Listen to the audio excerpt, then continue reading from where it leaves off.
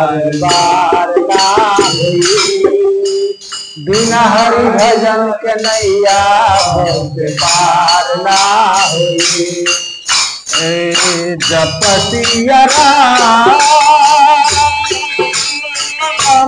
मूरत दिया ऐसन सुंदर दिया बार बार ना हुई बिना हरि भजन के नैया बहुत पार ना हुई।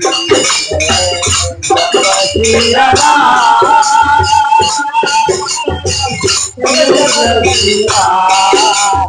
ऐसन सुंदर दिया बार बार बिना हरि भजन के नैया बहुत पार ना हुई। ऐसन सुंदर दिया बार बार ना हुई बिना हरि भजन के नैया बहुत पार ना हुई।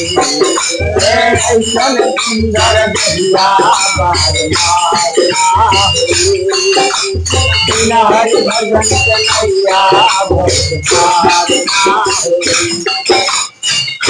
दिन दिन बजाना कैलसिया राम के दिन दिन बजाना कैलसिया राम के दिन दिन बजाना कैलसिया राम के दिन दिन बजाना कैलसिया राम के तीन तीन तारीख गल सुर राम के तीन तीन तारीख गल सुर राम के तीन तीन तारीख गल सुर राम के तीन तीन तारीख गल सुर राम के मूरत दिया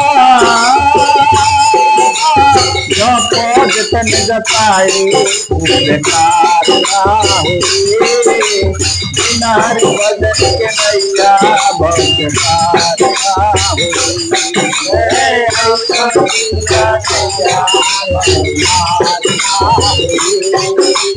बिना हरि भजन के नैया बहुत पार ना हुई।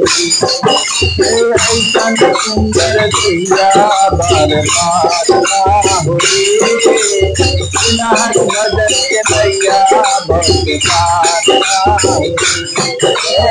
ऐसन सुंदर दिया बार बार ना हुई बिना हरि भजन के नैया बहुत पार ना हुई। पाला जी पाला बन चाहे नवा ताला